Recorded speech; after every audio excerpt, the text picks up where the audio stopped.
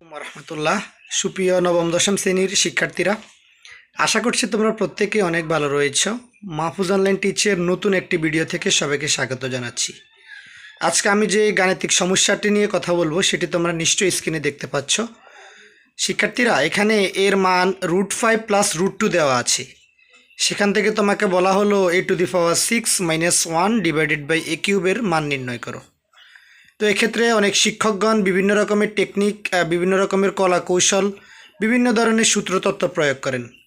আসো আমি কথা বলবো আমি আমার শিক্ষার্থীদেরকে কিভাবে এই ধরনের গাণিতিক সমস্যাগুলো শিখিয়ে থাকি সেটা নিয়ে। তো এখানে প্রথমত এর মান দেওয়া আছে √5 + √2।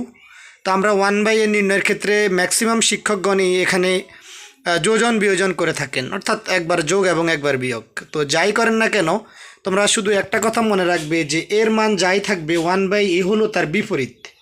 বিপরীত কথাটার মানে হচ্ছে, উদ্দীপকে যদি আমার প্রশ্নের মধ্যে এর মানটা √5 + √2 দেওয়া থাকে, আমার 1/a এর মানটা হবে √5 - √2। অর্থাৎ যে মানটা দেওয়া থাকবে সেটি যদি প্লাস হয়ে থাকে, তাহলে যে মানটা বের করতে বলা হবে সেটি অবশ্যই মাইনাস হবে। তো এই দুটি মান বের করার পরে এখন আমরা আসি যে মানটা বের করতে বলা হলো। আমাকে বলা হলো a⁶ - 1 / a³ এর মান নির্ণয় করো। তো এখানে হর হয়েছে একটা আর লব হলো দুইটা। তো আমি আমার শিক্ষার্থীদেরকে যেটা বলে থাকি, হর যদি একটা থাকে, লব যদি দুইটা থাকে, তাহলে এই হরটাকে আমরা দুইবার লিখব। লিখে একবার a³ / a⁶ লিখব, এরপর মাইনাস চিহ্ন দিয়ে 1/a³ লিখব। লেখার পরে এখানে a⁶ আর এখানে a³। আমি যদি কাটাকাটি করি বা ভাগ করি, তাহলে আমার আরও a³ থাকবে, মাইনাস এই অংশটা বসে যাবে। এখন গাণিতিক ক্ষেত্রে এই সমস্ত অংশের দিকে তাকালে আমার মাথায় সূত্রটা আসার কথা। তাহলে আমি এই অংশের দিকে যদি তাকাই, আমার সূত্রটা হয় অবশ্যই a³ - b³, তাই নয় কি? তাহলে শিক্ষার্থীর এই অংশের দিকে আরেকবার বলি, আমরা এই অংশের দিকে তাকালে আমার মাথায় আসবে a³ - b³ এর সূত্রটা।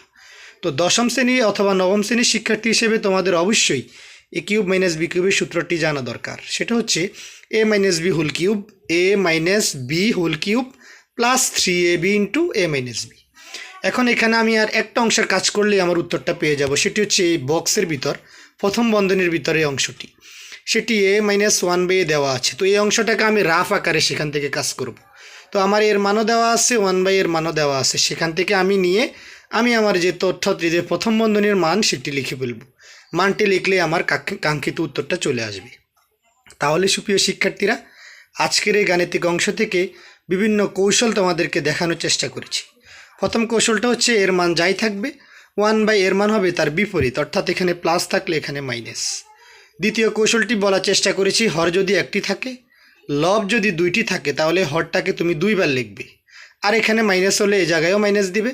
এখানে যদি প্লাস থাকতো অবশ্যই এখানে প্লাস দিতাম।